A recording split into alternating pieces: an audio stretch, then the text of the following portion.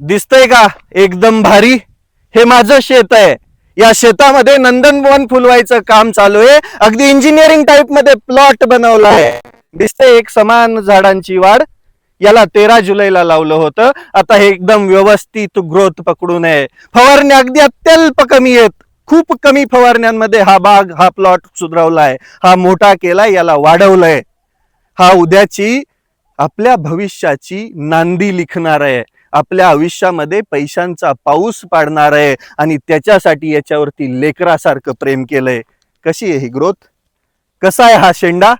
अरे विक्रमी वेळेमध्ये उत्पन्न घ्यायचं असेल तर त्या जुन्या आणि जुनाट म्हणींना बाजूला सोडून, जुनाट उपचारांना बाजूला सोडून काहीतरी आधुनिकता आणा तुमच्या शेतामध्ये. शेतामध्ये बनायचं असेल, घडायचं असेल तर शेजाऱ्याचं आणि भिकारचोट मागं वळणाऱ्यांचं सगळ्यात पहिलं ऐकायचं बंद करा.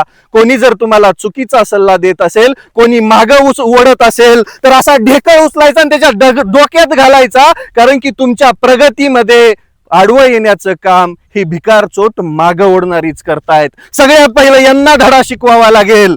अरे शेतकरी मोठा होतोय, शेतकरी मोठा व्हायला लागला की सगळ्यात जास्त पोटात तुमच्या दुखतं का? शेतकऱ्यानं मोठं व्हायचं नाहीये, शेतकऱ्याने इस्त्रीचे कपडे घालायचे नाहीये, शेतकऱ्याच्या खिशात पैसा नको का?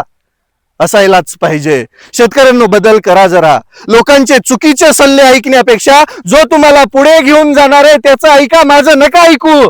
पण स्वतःच्या मनाचं तर ऐकू शकता. अरे काय दिलं नाही तुम्हाला शेताने? शेताने तुम्हाला आजपर्यंत जगायचं शिकवलं, त्याच शेतावरती तुम्ही नाराज होता. शेतीमध्ये लाखो रुपये कमवून दाखवलेत. हे प्लॉट असेच बनत नाही, याच्यामध्ये घाम गाळाय, मेहनत केली आहे, रक्ताचं पाणी करून ही झाडं उभी केली आहेत. असंच नाही तयार झालं हे. याच्या मागं खूप सारी मेहनत असते आणि या मेहनतीलाच सोनं बनवायचं काम ही शेती करते. लोकांचं ऐकून आपण आपलं नुकसान करतोय हे लक्षात आणा आणि या सगळ्यांना फाट्यावर मारा. एखादा पाय मागे ओढत असेल ना तर हातामध्ये ढेकूळ येऊन त्याच्या डोक्यात बसला पाहिजे. ही हिंमत आणा तुमच्यामध्ये. त्याच दिवशी शेतकरी सुधरेल आणि शेतकरी राजा सुधरेल.